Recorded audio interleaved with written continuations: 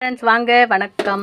எல்லோரும் எப்படி இருக்கீங்க? நல்லா இருக்கீங்களா? சாப்பிட்டீங்களா? நாம் இன்றைக்கி என்ன ரெசிபி பார்க்க போகிறோம்னா ஒரு சூப்பரான டீ.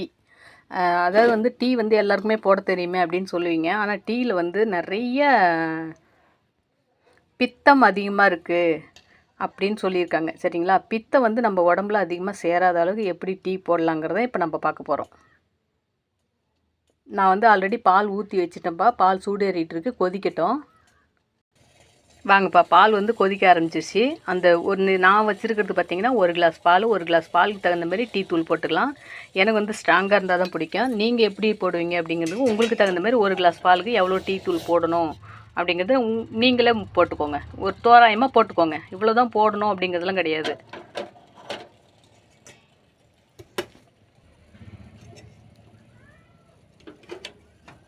இப்போ இதில் பார்த்திங்கன்னா இஞ்சி போட்டுக்கலாம்ப்பா. இஞ்சி நல்லா தட்டி வச்சுருக்கேன். நல்லா இஞ்சி நல்லா தண்ணி ஊற்றி கழுவிட்டு நல்லா மண் இல்லாமல் தேய்ச்சி கழுவிட்டு தோலோடு நசுக்கி வச்சுருக்கேன். நீங்கள் இந்த மாதிரி நசுக்கி ஒரு 2 நாளுக்கு வெளியில் வச்சுக்கலாம். சரிங்களா? 3ஆவது நாள் பார்த்திங்கன்னா ஃப்ரிட்ஜில் கூட வச்சுக்கலாம். உங்களுக்கு 4 நாளைக்கு 5 நாளைக்கு தகுந்த மாதிரி நசுக்கி வச்சுக்கலாம். ஏன்னா டெய்லி நசுக்கிறதுக்கு ஒரு முடையாக இருக்கும் அப்படின்னு நினைப்பாங்க. நான் இதை நசுக்கிட்டேன்னா ஒரு நாள் ஃபுல்லாக நான் வச்சுப்பேன். சும்மா கொஞ்சம் கொஞ்சமாக போட்டுக்குவேன். நீங்கள் அதுமாரி ஒரு டைம் நசுக்குனீங்கனாக்கா ஒரு நாள் ஃபுல்லாக வர மாதிரி வச்சுக்கோங்க. இல்லை 2 நாளைக்கு யூஸ் பண்ணிக்கலாம். இது நல்லாயிருக்கும். 3 நாள் கூட நல்லாயிருக்கும். இல்லை நீங்கள் வெளியில் போகிறீங்க, வேலைக்கு போகிறீங்க அப்படின்னா ஃப்ரிட்ஜில் கூட நைஸாக அடித்து வச்சுக்கோங்க. இது நான் ஃப்ரிட்ஜிலையுமே போட்டு மிக்சியில் நான் ஃப்ரிட்ஜுன்ட்டு இருக்கேன். மிக்சியில் போட்டு நைஸாக அடிச்சுக்கோங்க. தவறாக இருந்தால் மன்னிச்சிக்கோங்க. நான் மாற்றி பேசிட்டேன். மிக்சியில் போட்டு நைஸாக அடித்து ஃப்ரிட்ஜில் வைக்கிற மாதிரினா வச்சுக்கோங்க. இல்லை வெளியில் வைக்கிற மாதிரினாலும் வச்சுக்கோங்க. எங்ககிட்ட ஃப்ரிட்ஜ் இல்லை அப்படிங்கிறதால நான் டெய்லி ஒரு நாளைக்கு ஒரு டைம் மட்டும் நசுக்குவேன். வீடியோவில் ஒரு சில குறைகள் இருக்க தான் செய்யும். அந்த குறைகள் மட்டுமே பார்த்தோம்னாக்கா நாங்களும் வளர முடியாது, நீங்களும் எதையும் பார்த்து செஞ்சுக்க முடியாது இல்லைங்களா? இது வரலையும் நடந்த தவறுக்காக மன்னிப்பு கேட்டுக்கிறேன். அது பேசுகிற ஒரு ஆர்வத்தில் அது மாதிரி ஃப்ரிட்ஜி மிக்சி அப்படின்னு கொஞ்சம் உளறிட்டேன். சரிங்களா? ஓகேப்பா. இஞ்சி போட்டுக்கிறேன். 1 கிளாஸுக்கு தகுந்த மாதிரி இஞ்சி எவ்வளோ போடணுமோ அதுமாரி போட்டுக்கோங்க. அடுத்ததாக பார்த்திங்கன்னா இது என்னென்னு பார்த்திங்கன்னா ஏலக்காய் பொடி. ஏலக்காய் ஒரு 10 ஏலக்காய் இருக்குதுன்னா 50 கிராம் சர்க்கரை இது மாதிரி சேர்த்து மிக்சியில் போட்டு நைஸாக அடித்து ஒரு டப்பாவில் நாங்கள் ஸ்டாக்கில் வச்சுக்குவோம். அதோட 1 ஸ்பூன் கொஞ்சம். இதில் சர்க்கரை அதிகம், ஏலக்காய் கம்மியாக இருக்கும் அப்படிங்கிறதால நான் 1 ஸ்பூன் போட்டுக்கிட்டேன். நீங்கள் ஏலக்காய் கொஞ்சம் சேர்த்து போட்டு கொஞ்சமாக சர்க்கரை போட்டிருக்கீங்க அப்படின்னா சும்மா நம்ம கைப்பிடியில் இந்த ஒரு பிடி மட்டும் லைட்டாக எடுத்து போட்டுக்கோங்க. அவ்வளோதான்.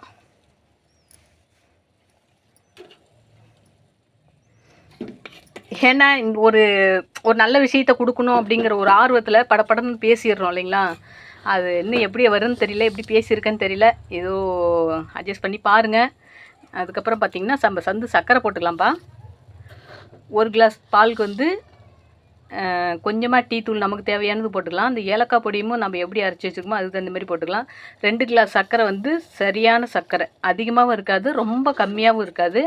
நீங்கள் சர்க்கரை கம்மியாக குடிக்கிறவங்களா இருந்தால் கொஞ்சமாக போட்டுக்கோங்க. நான் இப்போ எதுவும் யாருக்கிட்டையும் பேசி கற்றுக்கிட்டு வந்ததில் எனக்கு யூடியூப் சேனல் ஓப்பன் பண்ணதில்லை. யூடியூப் நானாக ஓப்பன் பண்ணேன். எனக்கு தெரிஞ்சது நான் அதில் பேசிகிட்ருக்கேன். என்னால் எப்படி சொல்ல முடியுமோ எப்படி பேச முடியுமோ அதை வச்சு நான் வீடியோ போட்டுட்ருக்கேன்.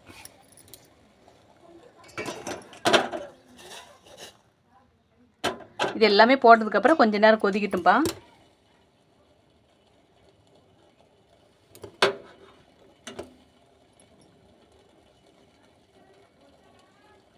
இப்படி குடித்தோம்னா பார்த்திங்கன்னா இஞ்சி ஏலக்காய் டெய்லி சேர்த்துக்கிட்டோம்னா சூப்பரான டேஸ்ட்டும் கிடைக்கும். உடம்புல பித்தம் அதிகமாகாது. இதோட இன்னும் ஒரு பொருள் என்ன சேர்க்குறீங்க அப்படின்னா உங்கள்கிட்ட புதினா இருந்ததுன்னா புதினா சேர்த்துக்கோங்க. செம்ம டேஸ்ட்டு கொடுக்கும். சரிங்களா? அவ்வளோதான். இப்போ நம்ம அடுப்பு ஆஃப் பண்ணிடலாம்.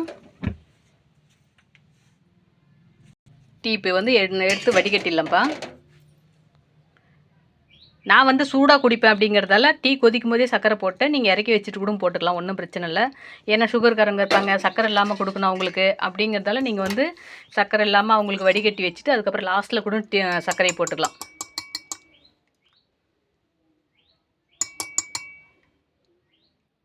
இந்த மாதிரி டீ குடிக்கும்போது உடம்புல பித்தத்தன்மைகள் அதிகமாக இருக்காது. வெறும் டீயை மட்டுமே டீ தூள் மட்டுமே போட்டு குடித்தோம்னாக்கா கண்டிப்பாக உடம்புல பித்தம் அதிகரிக்கும்.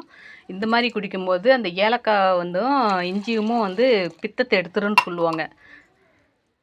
நாங்கள் வந்து கிராமத்தில் இருக்கிறதால பெரியவங்க வயசானவங்க எல்லாமே எங்களுக்கு சொல்லி கொடுத்தது சின்ன பிள்ளையிலேருந்து. ஏலக்காவும் இஞ்சியும் போட்டு டீ குடிச்சோம்னா உடம்புல பித்தம் அதிகமாக இருக்காது அப்படின்னு சொல்லுவாங்க. நீங்களும் வந்து ட்ரை பண்ணி பாருங்கள். ஒரு சூப்பரான பித்தம் இல்லாத டீ வந்து ரெடி. ஓகேப்பா, பாய்.